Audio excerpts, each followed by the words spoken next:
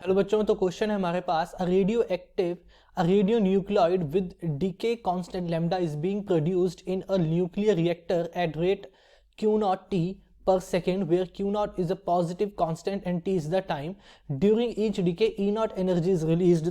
The production of radionuclide starts at time t equals to 0. Instantaneous power developed at time t due to the decay of the radionuclide is, ठीक है। तो देखो radio nuclide है, ठीक। अब मान लो कि कोई ए है, वो रेडियो न्यूक्लाइड है जिसका जो कि ए है, ठीक है।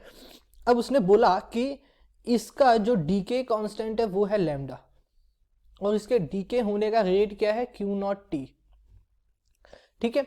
अब हमें पता है रेट को, हम डीके होने के रेट को हम कैसे रिप्रेजेंट करते हैं, that is equal to D N upon D T, ठीक है। क्या होता है, D N upon D T, ठीक है। तो अब यहां से सॉरी ए के डी के होने का रेट क्या होगा, D A upon D T, ठीक। तो इसे मैं लिख लेता हूं D A upon D T, ठीक है। D A upon D T अब कितना हो जाएगा, देखो डी के कैसे होगा, डी के का रेट क्या है, क्यू नॉट माइनस लैम्डा ए, ठीक है।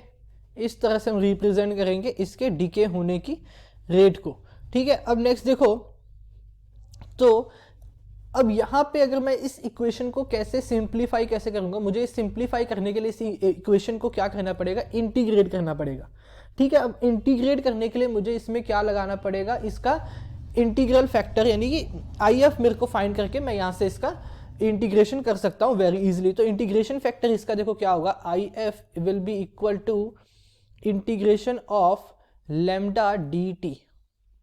तो यहां से क्या आ जाएगा, e to the power lambda T, ये आ जाएगा हमारे पास आई एफ, ठीक है। इंटीग्रल फैक्टर, इसका इंटीग्रेशन फैक्टर आ जाएगा e to the power lambda T. तो अब मैं इसे यहां से लिख सकता हूं इसे हम लिखेंगे a into E to the power lambda T is equal to integration A nought T, sorry A nought नहीं, यहाँ पे आएगा हमारे पास रेट कितना था, क्यू नॉट, तो यहाँ पे आ जाएगा Q not T into E to the power lambda T D T, ठीक है। अब इसका इंटीग्रेशन करने के लिए हम क्या लेंगे, एम एन मेथड, यानी कि बाय पार्ट्स पे हम इसको इंटीग्रेट करेंगे, ठीक है। बाय पार्ट्स से इंटीग्रेट करेंगे तो ये हमारे पास आ जाएगा a lambda t a e to the power lambda t equals to, ठीक। अब इंटीग्रेशन जब देखो यहां पे पहले इसका इंटीग्रेशन करेंगे तो ये आ जाएगा 1 upon lambda E to the power lambda T, ठीक है, इंटू यहाँ पे टी। अब यहाँ पे माइनस आएगा, ठीक, minus 1 upon lambda integration 1 into E to the power lambda T D T, ठीक है, ये आ जाएगा। इसे थोड़ा और सिंप्लीफाई करो तो a e to the power lambda t equals to, यहाँ पे क्यू नॉट लिख लो, कांस्टेंट बाहर हमने किया है, q naught 1 upon lambda E to the power lambda t into t minus, देखो अब इसका इंटीग्रेशन करोगे तो ये हो जाएगा 1 अपॉन लैम्डा, देखो 1 अपॉन लैम्डा इसमें भी बाहर आएगा तो ये हो जाएगा 1 upon lambda square e to the power lambda T, ठीक है, ये चीज आ जाएगी। और यहाँ पे प्लस कर लो कांस्टेंट, दैट प्लस कर लो c, that is the integral constant, ठीक है। अब देखो इसने बोला है कि अगर डीके की मैं बात करता हूं तो एट टी इक्वल्स टू 0 पे, t इक्वल्स टू 0 पे तो पार्टिकल डीके नहीं करेगा, जो न्यूक्लियस है वो डीके नहीं करेगा, यानी कि a की वैल्यू क्या होगी, 0। तो अगर मैं यहाँ पे a की वैल्यू 0 डालता हूं तो मेरे पास c की वैल्यू क्या आ जाएगी, that will be equal to a naught upon lambda square, क्या आ जाएगा, a naught upon lambda square, ठीक है। अब यहाँ पे t की वैल्यू भी मैंने 0 डाली तो यहाँ पे e टू द पावर 0 क्या हो जाएगा, 1 हो जाएगा, ठीक। तो यहाँ से आ जाएगा a naught upon lambda square, ठीक, यहाँ तक क्लियर। अब यहां से c की वैल्यू हमारे पास आ गई तो मैं यहां से क्या लिख सकता हूं कि a e to the power lambda t is equal to q naught, या फिर एक चीज करो कि e to the power lambda t को मैं यहाँ पे देखो यहाँ पे इससे मैं क्या कर सकता हूं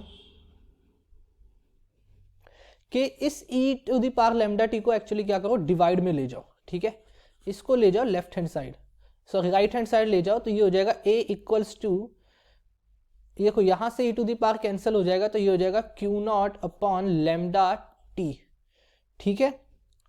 यहाँ पे अब क्या, देखो यहाँ से मल्टीप्लाई करेंगे तो ये हो जाएगा 1 upon Q naught upon lambda square, Q naught upon lambda square, ठीक है। और यहाँ पे c के साथ जब करेंगे तो c की एक्चुअल वैल्यू है q naught upon lambda square, ठीक है, plus q naught upon lambda square, ठीक है। अब डिवाइड में मैंने क्या लिखे गया था इसके साथ, e to the power lambda T, तो ये ऊपर आके क्या हो जाएगा, e to the power minus lambda T, ठीक है, ये चीज आ जाएगी। अब जब हम उसकी बात करते हैं यहाँ पे, देखो अब हमें क्वेश्चन में क्या बोला था, इसने बोला था हमने इंस्टेंटेनियस पावर फाइंड करनी है। तो इंस्टेंटेनियस पावर क्या होता है, इंस्टेंटेनियस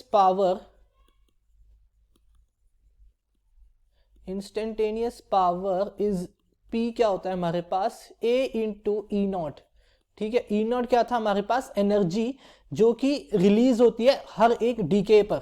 जो क्वेश्चन में बोला था energy released during each decay e naught energy is release, यानी कि हर एक डीके पर एक ई नॉट एनर्जी रिलीज हुई है, ठीक है। तो that is the value of e naught. A की मुझे वैल्यू पता है, बस यहाँ पे पुट किया तो फाइनल आंसर मेरे पास आएगा P equals to bracket q not t upon lambda minus q naught upon lambda square plus q naught e to the power minus lambda t upon lambda square into e naught, ठीक है। तो ये हमारे पास आ जाएगा final answer, ठीक।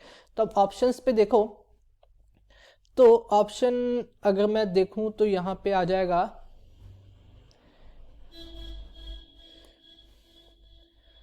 एक चीज देखो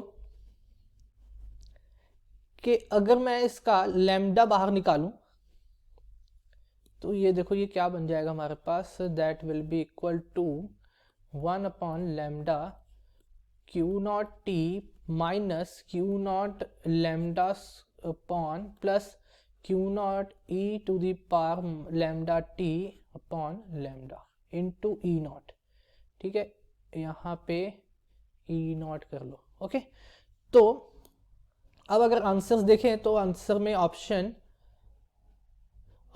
ए हमारा करेक्ट होगा, okay. Option 1 is correct. I hope you understand it well, thank you.